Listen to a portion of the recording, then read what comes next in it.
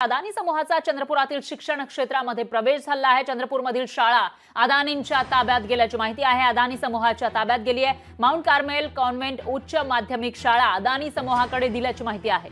शालेय शिक्षण विभागाने शाळा हस्तांतरणाचा निर्णय घेतलाय, तर पुढील 15 दिवसात शाळेचं व्यवस्थापन बदलण्याचे निर्देशही देण्यात आले। त्याचबरोबर आता अहमदाबादच्या अदानी फाउंडेशनकडे या शाळेचं व्यवस्थापन असेल अशी माहिती समोर येते। त्यामुळे आता शिक्षण क्षेत्रामध्ये सुद्धा अदानी समूहाने एंट्री केल्याचं पाहायला मिळते। एवढंच नाही तर जी शाळा शालेय शिक्षण विभागाकडे होती ती शाळा आता अदानी फाउंडेशन चालवणार असल्याची माहिती समोर येते। पुढच्या 15 दिवसांमध्ये मॅनेजमेंट बदलणार असल्याची माहिती ही समोर येते।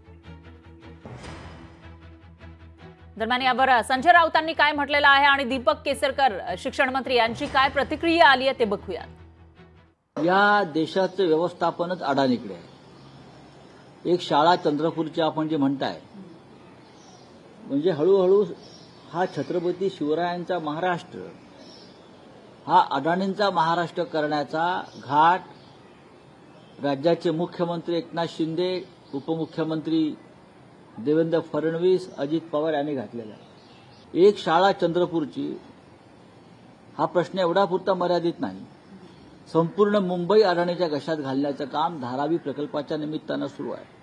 शाळा गेल्या, कॉलेजेस जातील, अनेक ऐतिहासिक वास्तू अडाणीकडे दिल्या जातील आणि या राज्याचे मुख्यमंत्री दिल्लीचे बूट चाटतील। अनेक जे उद्योग समूह आहेत त्यांनी शाळांना मदत करावी अशी अपेक्षा आहे। त्याच्यामध्ये आमची जी स्कीम आहे ॲडॅप्टर स्कूल, याच्यामध्ये आम्ही त्याचं मॅनेजमेंट ट्रान्सफर करत नाही, फक्त त्याचं इम्प्रूव्हमेंट करतो। शाळांचं जे हस्तांतरण असतं ही एक रेग्युलर प्रोसेस आहे। आम्ही कुठल्याही संस्थेने शाळा मागितल्या तर त्यांना देतो आणि ज्या ठिकाणी एखादा उद्योग येतो तिथं त्यांच्या CSR खाली चांगल्या शाळा देण्याची आवश्यकता असते आणि त्याच्यासाठी काही आवश्यकता असेल हस्तांतरणाची तर त्याच्यामध्ये चुकीचं काहीच नाही।